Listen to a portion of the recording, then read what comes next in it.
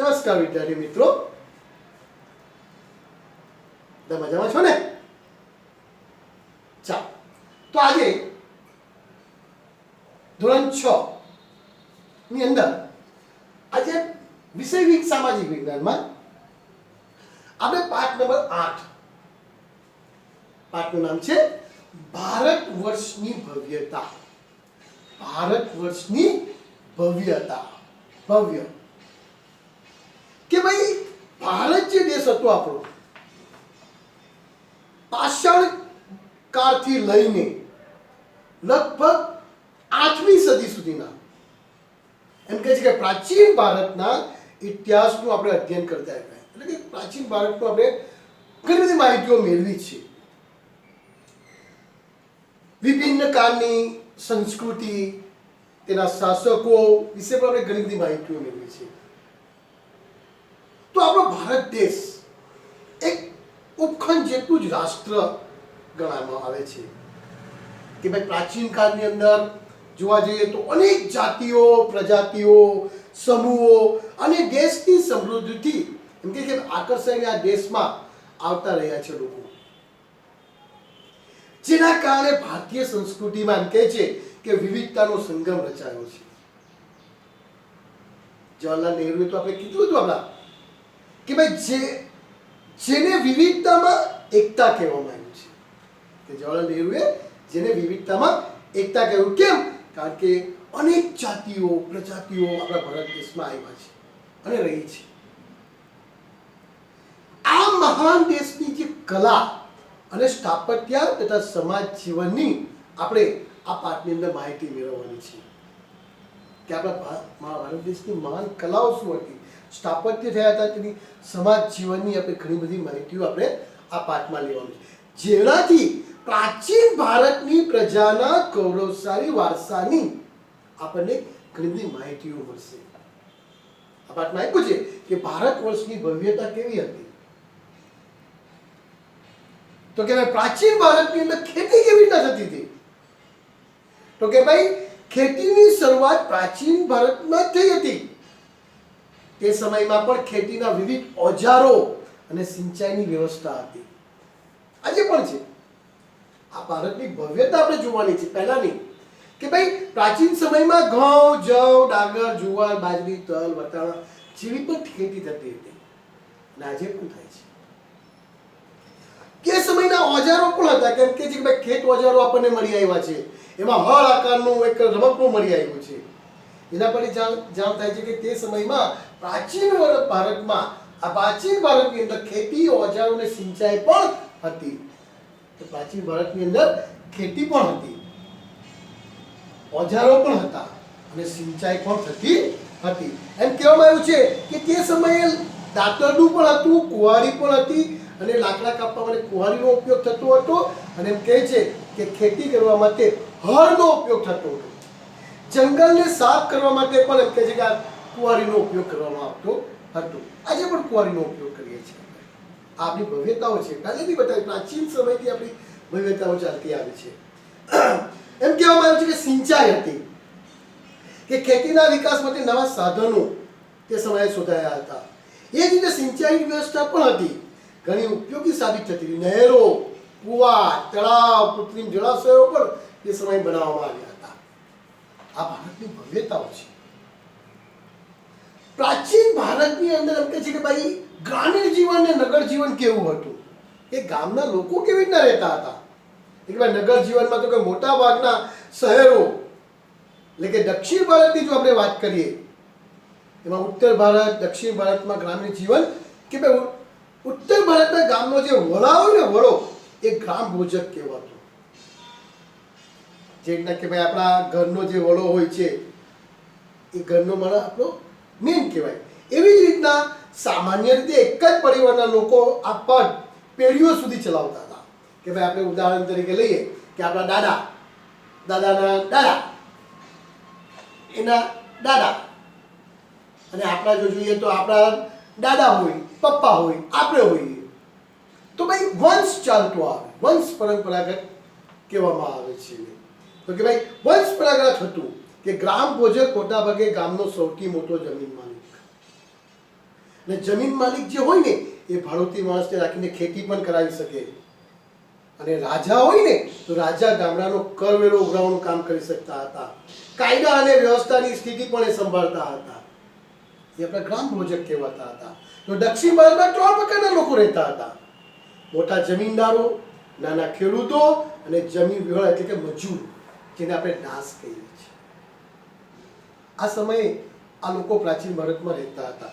એમ કહેવામાં આવ્યું છે કે મોટા ભાગના શહેરો 2500 વર્ષ પહેલા મહાજન પદોની રાજધાનીના હતા. આ શહેરો જે હતું ને એ શહેરો જે કહેવામાં આવે છે એનું નગર જીવન, કિલ્લેબંધી સુરક્ષિત વ્યવસ્થા કરી હતી.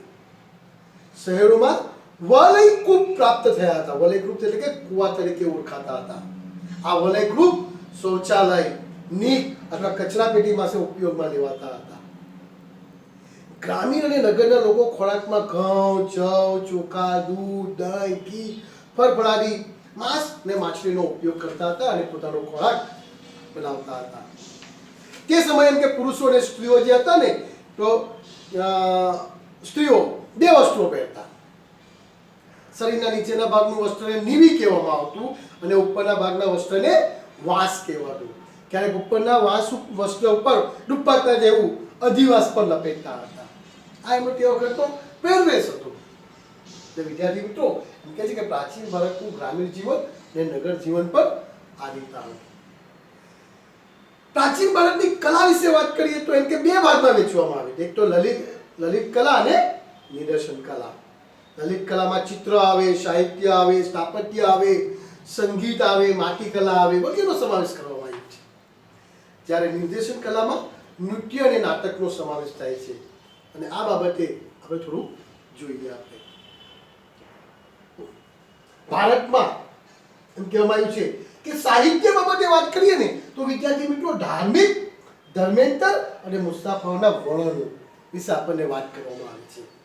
કે ભાઈ ધાર્મિક સાહિત્યની અંદર શું છે કે સૌથી પહેલા તો પ્રાચીન ધાર્મિક સાહિત્યમાં વેદોનો સમાવેશ થયો છે. 4 વેદો છે, તમે બધા જાણો છો: ઋગ્વેદ, યજુર્વેદ, સામવેદ અને અર્થવેદ. અને વેદોને સમજાવવા માટે બ્રાહ્મણ ગ્રંથો હતા. એમાં આણક્યની રચના કરવામાં આવતી હતી, જેમાં શતપથ બ્રાહ્મણ, ગોપદ બ્રાહ્મણ અને બૃહદરણ્યક બ્રાહ્મણ, આપણા અગત્યના બ્રાહ્મણો આ વેદો આપણને સમજાવતા હતા. આ સિવાય રામાયણ, મહાભારત એ બંને જે મહાકાવ્યો હતા એ પણ ભારતીય સમાજનો અને સંસ્કૃતિ અને ધર્મનો ત્રિવેણી સંગમ ધરાવતો હતો. આ ભારતની ભવ્યતા છે. આપણી 108 જેટલા તો ઉપનિષદો હતા, ગ્રંથો, જેમાં કઠ, કેન, કૃષ્ણ, મુંડક, માંડુકા, ઈશાવસ્ત્યમ અને છાંદોગ્યો આ બધા ઉપનિષદો હતા. ભારતના તત્વજ્ઞાનના મહાન ગ્રંથો, અને એમાં તો પુરાણોની સંખ્યા તો 1000 જેટલી હતી. જેમાં વિષ્ણુ પુરાણ, ગરુડ પુરાણ, વાયુ પુરાણ, મત્સ્ય પુરાણ તેમજ ભાગવત વિશિષ્ટ ગ્રંથો તરીકે ઓળખાતા હતા. વિદ્યાર્થી મિત્રો બૌદ્ધ અને જૈન ધર્મ પણ હતો. એમ કે છે કે જૈન ધર્મ અને બૌદ્ધ ધર્મની આપણને અહીંયા મૂળ ગ્રંથોમાંથી ત્રિપિટક કહેવામાં આવતું હતું, જેમાં સુત પિટક, વિનય પિટક, અભિધમ પિટકનો સમાવેશ થાય છે. એમાંથી આપણને ઘણી બધી માહિતીઓ જૈન અને બૌદ્ધ ધર્મની માહિતીઓ મળે છે. એમાં ખાસ કરીને તમે જો બૌદ્ધ ધર્મની કઝાર, તંઝર એ 2 સંહિતા પ્રસિદ્ધ ગ્રંથો હતા. તે ઉપરાંત તમે જો જાતક કથાઓ, દીનિકાય, મજ્જી નિકાય આ બૌદ્ધ ગ્રંથો કહેવામાં આવે છે. વિદ્યાર્થી મિત્રો આ ઉપરાંત બૃહદ કથા, હરિવંશ પુરાણ, વાસુદેવ વહિદી અને સિદ્ધેહમ શબ્દાનુશાસન, દયાશ્રય અને કૌટકી મુદ્ય આ બધા ગ્રંથો તે સમયના બહુ મહત્વના ગ્રંથો ગણાતા હતા. અને એ ગ્રંથોનો ઉપયોગ કરીને આજે આપણે એ ગ્રંથોના અંદરની જે ભવ્યતાઓ છે એ આપણે એની અંદર ઉતારીએ, શરીરમાં ઉતારીએ છીએ. જૈન ગ્રંથોને એમ કે આગમ ગ્રંથો કહેવામાં આવતો હતો. આ આગમ ગ્રંથોની સંખ્યા 12 છે. જૈન ધર્મનું પ્રાચીન સાહિત્ય 14 પર્વ અને 12 અંગમાં વહેંચાયેલું છે. મુખ્ય ગ્રંથોમાં આગમો, આચારણ અને વૈતાલિક અને દશાવૈતાલિક સૂત્ર એ અગત્યના ગણવામાં આવ્યા છે. એટલે આજે ધાર્મિક સાહિત્ય, ત્યારે ધર્મેતર સાહિત્ય કે ભાઈ જેમ જેમની વસ્તુ વિષય વસ્તુ ધર્મની બહાર છે તેવા સાહિત્યિક ગ્રંથોને ધર્મિક સાહિત્ય તરીકે ઓળખવામાં આવે છે. મોટાભાગે કાવ્યો છે, નાટકો છે, પ્રશિષ્ટ વ્યાકરણ ગ્રંથો છે, સ્મૃતિઓનો સમાવેશ થાય છે. આ સ્મૃતિઓ એ ભારતના કાયદા ગ્રંથો છે, જેમાં મનુસ્મૃતિ, યાજ્ઞવલ્ક્ય સ્મૃતિ, નારદ સ્મૃતિનો સમાવેશ થાય છે. કૌટિલ્યનું અર્થશાસ્ત્ર પણ એ કાયદા ગ્રંથ પણ આમાં સમાવેશ કરવામાં આવેલો છે.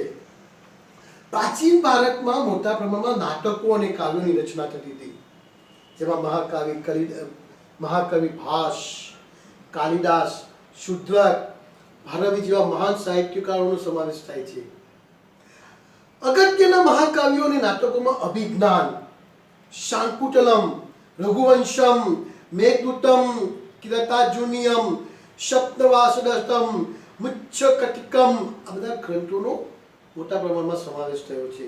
જ્યાં દક્ષિણ ભારતની વાત કરીએ તો એક વિશિષ્ટ સાહિત્ય જેને સંગમ સાહિત્ય કહેવામાં આવ્યું છે, તેની રચના થઈ ઈસવીસનની પ્રથમ 3 સદીઓમાં થઈ હતી.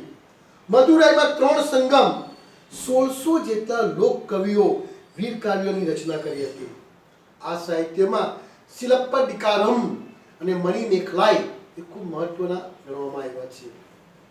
સંસ્કૃત ભારતમાં ભાષામાં તેમ કહેવામાં આવ્યું છે કે સર્વશ્રેષ્ઠ વ્યાકરણ ગ્રંથ પાલનું છે અષ્ટધ્યાયી છે, જેને ઈસવીસન પૂર્વે 5મી સદીમાં રચાયું હતું. અશોકના શિલાલેખો પણ આ પ્રાચીન ભારતના ઇતિહાસના મૌર્ય સામ્રાજ્યના વહીવટી તંત્રો અને બૌદ્ધ ધર્મના નૈતિક નિયમો વિશે આ પાઠની અંદર આપણને માહિતી આપવામાં આવી છે. ગુજરાત કાળમાં કાવ્યો અને ગ્રંથોનો વિકાસ થયો. સમુદ્રગુપ્તની પ્રયાગ પ્રશિષ્ટ લેખક થઈ ગયા. ઉદયગીરી ચંદ્રગુપ્ત પ્રશિષ્ટ લેખક વીરસેન સાબા થઈ ગયા. હર્ષચરિતમ હર્ષની પ્રશિષ્ટ થઈ ગઈ. આ બધા કહે છે કે મહાકાવ્યો અને મહાકવિઓ આ સમયમાં થઈ ગયા, એના વિશેની માહિતી આપી છે. તો આ માહિતીઓ આપણને ક્યાંથી મળી છે કે વિદેશી મુસાફરો, આજે વિદેશી મુસાફરો જે આવતા હતા એના પોતાના પુસ્તકમાં એ લોકોએ લખ્યું છે કે આ રીતના ઘણા બધા મહાકાવ્યો, ગ્રંથો, વેદો વિશે એ લોકોના વિદેશી પ્રવાસીઓના પુસ્તકમાં એમણે વર્ણનો લખેલા છે. તેમની આ પ્રવાસ નોટિસમાં ભારતીય સંસ્કૃતિ અને પ્રજાજીવનની માહિતી આપણને મળે છે. આ જ મુસાફરોમાં ચંદ્રગુપ્ત મૌર્યના દરબારમાં રહેલા ગ્રીક એલ્ચી મેગેસ્ટનિસની પણ ખૂબ મહત્વની વાત છે, જેણે ઇન્ડિકા નામનો એક ઉત્કૃષ્ટ ગ્રંથ લખ્યો હતો. આપણે વાત કરી હતી ગયા પાઠની અંદર. એ જ પ્રમાણે ગ્રીક નાવિક ટોલેમીએ પણ ભૂગોળ વિશે લખેલું છે આપણા ભારતનો, કે ગ્રંથમાં ભારતના બંદરો વિશે માહિતી આપી છે.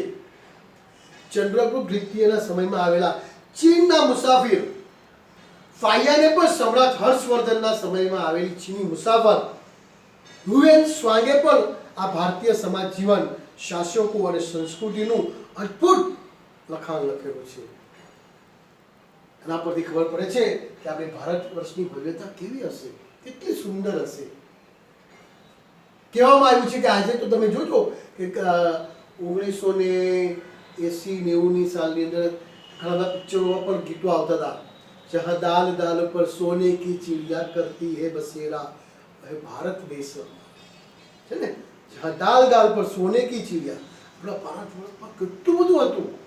ખેતી હતી, ખેતીમાં એક ઘઉં, જુવાર, બાજરી, ડાંગનો પાક થતો, મરી મસાલા, તલ, તજ છે, લવિંગ છે, મસાલાઓ થતા હતા. તે ઉપરાંત આપણા ભારત દેશની અંદર તો મલમલના કાપડો, રેશમી કાપડ, સુતરાઉ કાપડનો વેપાર થતો હતો, બંદરોથી વેપાર થતો હતો. એ આપણી ભારતની ભવ્યતા હતી. એટલે કહેવામાં આવે છે વેપારીઓ નવા માર્ગો, એટલે કે પ્રાચીન સમયમાં ચીજ વસ્તુઓ વિદેશો અને વેપાર વાણિજ્યમાં મોકલે હતું આપણું ભારત. વેપારના કારણે ભારતની આર્થિક સમૃદ્ધિ શિખરે હતી, જેમાં મેં વાત કરી. દેશ વિદેશ સાથેનો વેપાર જમીન માર્ગ, સમુદ્ર માર્ગે થતો. લોથલ હડપ્પા સંસ્કૃતિનું મોટું બંદર ગણાતું હતું. લોથલમાં બંદરની ગોડી, ડોકયાર્ડ વાહનના ધક્કા તરીકે વપરાતું હતું. વખારના અવશેષો મળી આવ્યા છે આપણને. દરિયા અને વાહન વ્યવહારની બધી માહિતીઓ મળે છે આપણને. લોથલના લોકો માટીકામ અને વિવિધ ઘાટના વાસણો, વિવિધ પ્રકારના દાગીનાઓ બનાવતા હતા. સેલખડી, છીપ, હાથીદાંતમાંથી બનાવેલા મણકાઓનો વેપાર થતો હતો. ભારતના મરી મસાલા, કિંમતી પથ્થરોનો વિશેષ માંગ વિદેશમાં રહેતી હતી. એટલે ભારતથી સ્થળ માર્ગ મધ્ય એશિયા અને યુરોપ થઈને સુતરાઉ કાપડ, રેશમી કાપડ, મસાલાની નિકાસ થતી હતી. ખંભાત, ભરૂચ, સોપારા, તામ્રલિપ્તિ જેવા આંતરરાષ્ટ્રીય બંદરોના માધ્યમથી વિશ્વના પૂર્વ અને પશ્ચિમ ભાગમાં સુતરાઉ કાપડ જતું હતું. રેશમી કાપડ, મસાલા, તેજાના એમાંથી લાકડાની નિકાસ થતી હતી. જ્યારે સોનું, ચાંદી અને અન્ય ચીજોની આયાત કરવામાં આવતી હતી. ચીની વેપાર હતો આપણી સાથે. કેટલાક લોકો તો દૂરના વિસ્તારોમાં પગપાળા જતા હતા. તેઓ સાથે રેશમના કાપડ પણ એ લોકો લઈ જતા હતા. જે માર્ગે મુસાફરી કરતા ને એ માર્ગ રેશમ તરીકે ઓળખાતો હતો, રેશમ માર્ગ તરીકે ઓળખાતો હતો. બોલો, જાણીતો બન્યો હતો. મુખ્યત્વે ચીન, ભારત, ઈરાન, અરબસ્તાન, ગ્રીક અને રોમના વેપારીઓ આ વેપાર આપણા ભારત દેશ સાથે સંકળાયેલા હતા. દક્ષિણ ભારતના બંદરો કાળા મરી અને અન્ય તેજના નિકાસ માટે જાણીતા મુખ્ય કેન્દ્ર હતા. આ તો આપણો વેપાર માર્ગ. 10 માર્ગો હતા, બંદરથી ખાસ થતા હતા. સાથે સાથે પ્રાચીન ભારતની અંદર ચિત્રકલા, શિલ્પ અને સ્થાપત્ય, સ્તૂપો, વિહારો, શિક્ષણનો વારસો અને સિક્કાઓ પણ આપણા ભારતની અંદર ખૂબ જ પ્રખ્યાત થયા છે. ચિત્રકલાની વાત કરીએ તો ભાઈ, ચિત્ર એટલે કે મનુષ્યના મનોભાવને પ્રગટ કરતું વિશિષ્ટ માધ્યમ છે એનું. સાથે સાથે તે જ સમયની વાસ્તવિકતા, પરિસ્થિતિનું પણ ચિત્રણ કરવામાં આવતું હતું. ભારતમાં સૌથી ચિત્રો તો પાષાણ યુગના મળી આવ્યા છે આપણને. મધ્યપ્રદેશમાં ભીમબેટકા નામેની એક ગુફા મળી આવી છે. એની અંદર તો 500 જેટલા ચિત્રો મળી આવ્યા છે, જે આજે પણ એટલા જ જીવંત જેવા દેખાય છે. આ સિવાય અજંતા એલોરા બાગની ગુફાઓ મળી આવી છે. અમરાવતી ભારતીય સંસ્કૃતિ સંકળાયેલા ચિત્રોમાં મોટા પ્રમાણમાં એટલા ચિત્રો જોવા મળે છે કે અજંતા એના ચિત્રો વિશ્વ વિખ્યાત છે. તેમાં બૌદ્ધની જાતક કથાઓ અને બુદ્ધના સાધનાની ચિત્રોમાં વ્યક્ત કરવામાં આવ્યા છે. પદ્મપાણીનું વિશ્વ વિખ્યાત ચિત્ર પણ ભારતીય સંસ્કૃતિનું ઘરેણું કહેવામાં આવે છે. ઇલોરાનું શિવ મંદિર એક જ શિલામાંથી કોતરેલું મહાન શિલ્પ સ્થાપત્ય છે. એક જ શિલામાંથી. વિચાર કરો વિદ્યાર્થી મિત્રો, આ બધી છે આપણી ભારત વર્ષની ભવ્યતા વિશે આપણને કહેવામાં આવ્યું છે. ભારતમાં શિલ્પ અને સ્થાપત્યની વાત કરીએ તો નગર આયોજન અને ભારતીય સ્થાપત્યમાં વિશ્વ પ્રસિદ્ધ નમૂના છે. એક સમાન નગર રચના, સ્નાનાગાર, અનાજના કોઠાર, ઔદ્યોગિક એકમ અને વરસાદી પાણીનો પ્રબંધ સાથે સંકળાયેલા અનેક સ્થાપત્યો હડપ્પા સભ્યતા સાથે સંકળાયેલા છે. જે પ્રાચીન ભારતના ઇન્જિનિયરો અને કલાનો ઉત્તમ નમૂનો ગણાય છે. સ્થાપત્યોની અંદર ગુફા સ્થાપત્ય, મંદિર ગુફા સ્થાપત્ય અને મહેલીય સ્થાપત્યનો સમાવેશ થાય છે. આ ગુફામાં 12 પહાડીઓ, નાસિકની ગુફા શિલ્પો, અજંતા ઇલોરા અને અમરાવતીના ગુફા શિલ્પોનો પણ સમાવેશ કરવામાં આવ્યો છે. મૂર્તિકલા પણ વિદ્યાર્થી મિત્રો, જેમાં 2 કળા શૈલીઓ, મૂર્તિકલામાં 2 કલાઓ હતી પ્રાચીન ભારતમાં પ્રચલિત હતી. એક તો ગાંધાર કલા અને કલા શૈલી. ગ્રીક અને ભારતીય કલા શૈલીનો સંગમ હતો. ઉત્તર પશ્ચિમ ભારતમાં અફઘાનિસ્તાનમાં આવેલા તક્ષશિલા અને ગાંધારમાં કલા શૈલીના ઘણા બધા નમૂના મળી આવ્યા છે. બુદ્ધની મૂર્તિઓ મોટા પ્રમાણમાં મળી આવી છે. બુદ્ધની વિશાળ પ્રતિમાઓ અને કલા શૈલીમાં બામિયાન અને ચારસદામાં જોવા મળેલી મૂર્તિઓ આપણને જોવા મળે છે. તે ઉપરાંત મથુરાની અંદર સૌપ્રથમ બુદ્ધની મૂર્તિ બની હતી. ત્યારબાદ મથુરા કલા શૈલીમાં હિન્દુ દેવી દેવતાઓની મૂર્તિ બનાવવામાં લાગી હતી. અમરાવતી, અજંતા, નાસિક, સારનાથ અને મૂર્તિકલામાં ઘણા બધા નમૂનાઓ આપણને જોવા મળે છે. થોડી માહિતીઓ આપણને આપવામાં આવી છે. સ્તૂપો અને વિહારો જોવા જઈએ તો વિદ્યાર્થી મિત્રો, સૌપ્રથમ તો વજ્જીસનમાં સ્તૂપોનું નિર્માણ થયું હતું. સ્તૂપ એટલે કે નાના ગુંબજ આકારનું અંડાકાર સ્થાપત્ય સ્તૂપ, જેમાં મધ્યમાં બિંદુના બુદ્ધના અવશેષો અને ડાબલામાં રાખવામાં આવતા હતા. બૌદ્ધ ધર્મી અને તેના ધ્યાન ધરતા સ્તૂપો ભારતમાં મોટા પ્રમાણમાં બનાવવા લાગ્યા હતા. અશોકનો સાંચીનો સ્તૂપ, લુંબનીનો સ્તૂપ સારનાથનો સ્તૂપ એક અગત્યના સ્તૂપો ગણવામાં આવે છે. એમ કહેવામાં આવે છે કે પેશાવરના એક વિશાળ સ્તૂપ જેને શાહજી કી દેરી કહેવામાં આવ્યું છે તેનું નિર્માણ કરાવ્યું હતું.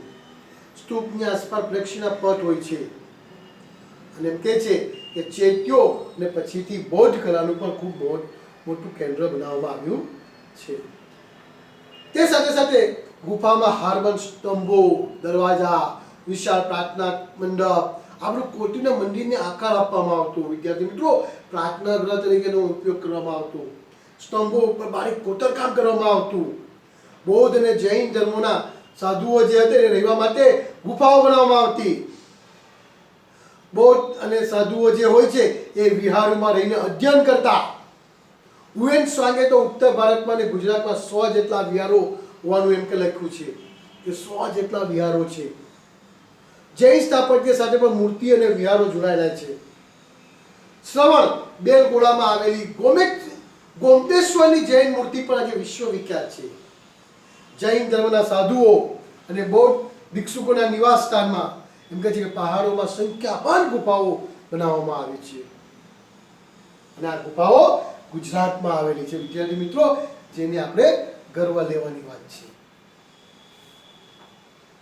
શિક્ષણનો વારસા વિશે વાત કરીએ ને, શિક્ષણ કે હડપ્પા સભ્યતાનો વિસ્તાર, તેને વિકસિત નગર વ્યવસ્થા જોતા જ કહી આવે કે ભારતમાં ઉચ્ચ શિક્ષણ, ટેકનિકલ શિક્ષણ 4000 વર્ષથી અપાઈ રહ્યું છે. ટેકનિકલ શિક્ષણ 4000 વર્ષથી ચાલી રહ્યું છે. વિદ્યાર્થી મિત્રો, આજે પણ વિજ્ઞાન ટેકનોલોજી છે, પણ વિજ્ઞાન ટેકનોલોજી તો વર્ષોથી ચાલતી આવી છે. એમાં મોહેન્જો-દડોમાંથી શિક્ષણ સંસ્થાના અવશેષ પ્રાપ્ત થયા છે. આ સભ્યતામાં કાશ્ય સભ્યતા વિશે પણ ઓળખાતી હતી એમ કહે છે. કાંસુ બનાવવાની ટેકનોલોજી હતી ત્યારે. રસાયણશાસ્ત્રનો વિકાસ થયો હતો. કિલ્લા, મકાનો, સ્નાનઘર, રસ્તા, સિવિલ એન્જિનિયર દરેક જગ્યા પર વિકાસ થયો હતો. કાપડ વણાટ, વહાણવટાનો વિકાસ થયો હતો. યાંત્રિક ઇન્જિનિયરો હતા અને હડપ્પા સંસ્કૃતિના સમયથી જ ભારતમાં તો એમ કે પાંગરતું કહે છે કે આ શિક્ષણ રહ્યું છે. પ્રાચીન ભારતમાં શિક્ષણ આપતી 5 વિદ્યાપીઠો, જેને આપણે યુનિવર્સિટી કહી શકીએ છીએ, 5 યુનિવર્સિટીઓ હતી તેના અવશેષો મળી આવે, જેમાં ઉત્તર પશ્ચિમ ભારતમાં ગાંધાર ક્ષેત્ર પર આવેલી તક્ષશિલાને મહાન શૈક્ષણિક તીર્થસ્થાન આપ્યું છે. અહીંયા નીતિશાસ્ત્ર, સંસ્કૃત વ્યાકરણ, ખગોળ અને જ્યોતિષ, હિન્દુ ધર્મ અને દર્શનનું શિક્ષણ અપાતું હતું. પાણીની, ચાણક્ય, ચંદ્રગુપ્ત, જીવક જેવા મહાન દાર્શનિક અને શાસકો આ શિક્ષણ સંસ્થામાં ખ્યાતિ પામ્યા છે. બિહારમાં આવી જ એક શિક્ષણ સંસ્થા જેનું નામ છે નાલંદા વિદ્યાપીઠ તરીકે ઓળખવામાં આવે છે. હુએન ત્સાંગે પણ તેની મુલાકાત લીધી હતી. અહીંયા પણ હિન્દુ અને બૌદ્ધ દર્શનશાસ્ત્રનું શિક્ષણ આપવામાં આવે છે. નાલંદા વિશ્વ વિદ્યાપીઠના આચાર્ય જે હતા એમનું નામ હતું નાગાર્જુન, મહાન રસાયણશાસ્ત્રી હતું. તેમણે પારાને ભસ્મ બનાવીને ઔષધિ તરીકે વાપરવાની શરૂઆત કરી હતી. પારો જે છે તેને ભસ્મ બનાવીને એમ કહે છે કે ઔષધિ તરીકે વાપરવાની એને શરૂઆત કરી હતી. ગુજરાતની અંદર 6મી અને 7મી સદીમાં તો એમ કહે છે કે વલ્લભીમાં મહાન વિદ્યાપીઠ હોવાના પુરાવા મળી આવ્યા છે. તેને વિશે પણ હુએન ત્સાંગે ખાસું લખાણ લખ્યું છે. અહીંયા દૂર દેશાવર અનેક વિદ્યાર્થીઓ વિદ્યા પ્રાપ્ત કરવા આવતા. પ્રવેશ માટે વિદ્યાર્થીઓને પ્રવેશિકાની પરીક્ષા આપવી પડતી હતી. ત્યારબાદ આચાર્યો લેખિત પરીક્ષા લઈ, રૂબરૂ મુલાકાત લઈ, સમાલાપ કરે અને પછી જ આગળ મોકલતા હતા. અને આધુનિક કક્ષાની શિક્ષણ પદ્ધતિ તે જ સમયે ભારતમાં પ્રવર્તમાન થઈ ગઈ હતી. અહીંયા હિન્દુ, બૌદ્ધ અને જૈન એમ ત્રણેય ધર્મ, ચિંતન, જ્યોતિષ, ખગોળનું જ્ઞાન આપવામાં આવતું હતું. બંગાળમાં એમ કહે છે કે વિક્રમશિલા અને ઓદંતાપુરી નામની 2 વિદ્યાપીઠો અસ્તિત્વમાં હતી, જ્યાં બૌદ્ધ ધર્મ સાથે સંકળાયેલા 3 માળના વિશાળ પુસ્તકાલય બનાવવામાં આવ્યા છે. આજ ભારતની ભવ્યતામાં કહે છે કે શિક્ષણનો વારસાની સાથે સાથે સિક્કાઓ પણ હતા. ભારતનો ઇતિહાસ જાણવાનું એક અગત્યનું સાધન છે તે છે પ્રતીક સિક્કા. ભારતમાં સૌથી જૂના સિક્કા ઈસવીસન પૂર્વે 5મી સદીના પંચમાર્ક કોઈન તરીકે ઓળખાતા બનાવવામાં આવ્યા હતા. ત્યારબાદ ઇન્ડો ગ્રીક રાજાઓએ વિશિષ્ટ પ્રકારના સુવર્ણ સિક્કા શરૂ કર્યા હતા, જેની ઉપર રાજાનું ચિહ્ન હોય, આકૃતિ હોય અને તેનો સમય ઉલ્લેખિત થયો હતો. આજે પણ છે એવા સિક્કો 2019માં બનાવવામાં આવ્યો છે, 2010માં બનાવેલો સિક્કો છે. તેનાથી આપણને તે સમયનો ઇતિહાસ જાણવા મળે છે. સૌથી શ્રેષ્ઠ સિક્કા ગુપ્તકાળના જોવા મળે છે. તેમાં સમુદ્રગુપ્તના વીણા વાદન કરતા વ્યાઘ્ર પરાક્રમ પ્રથમના રાજા રાણીના અને ગરુડના સિક્કા, ચંદ્રગુપ્ત દ્વિતીયના એટલે કે વિક્રમાદિત્ય અને સિંહ વિક્રમના ગુરુધ્વજના સિક્કા મોટા પ્રમાણમાં મળી આવેલા છે. આ સિક્કા મોટે ભાગે સુવર્ણના છે, જેનાથી તે સમયની ભારતની અપાર સમૃદ્ધિની માહિતી મળે છે. ભારતનો સર્વાંગી વિકાસ સદીઓથી થતો રહ્યો છે અને જ્ઞાનની લગભગ તમામ શાખાઓ આપણા દેશમાં ફૂલી ફાલીને વિકસી છે. ભારતનો મહાન સાંસ્કૃતિક વારસો સમગ્ર વિશ્વની અંદર અદ્વિતીય છે. એટલે આ રીતે ભારતની ભવ્યતાઓને કે પ્રાચીન ભારતની અંદર તમે જોયું કે ખેતી, ઓજારો, સિંચાઈ હતી. સાથે સાથે પ્રાચીન ભારતમાં જાઓ તો ગ્રામીણ જીવન અને નગર જીવન પણ ખૂબ જ સુંદર હતું. પ્રાચીન ભારતમાં કલા સાહિત્યનો વારસો હતો. ભારતીય સાહિત્યને ધાર્મિક, ધર્મિક મુસાફરોના વર્ણનો થયા છે. વેપારી માર્ગો હતા, ખંભાતનો અખાત હતો, લોથલ બંદર હતું. ચીન ભારતમાં ચિત્રકલા, શિલ્પ અને સ્થાપત્ય સ્તૂપો અને સાથે સાથે વિહારો અને શિક્ષણનો વારસો અને સિક્કાઓ પરથી આ રીતે ભારતની ભવ્યતા ઓળખી શકાય છે. આ પાઠની અંદર આપણી ભારતની ભવ્યતા વિશે થોડી માહિતી આપવામાં આવી છે. તો વિદ્યાર્થી મિત્રો, આ જે પાઠ હતો તેનું નામ હતું પાઠ નંબર 8, ભારત વર્ષની ભવ્યતા. નમસ્કાર.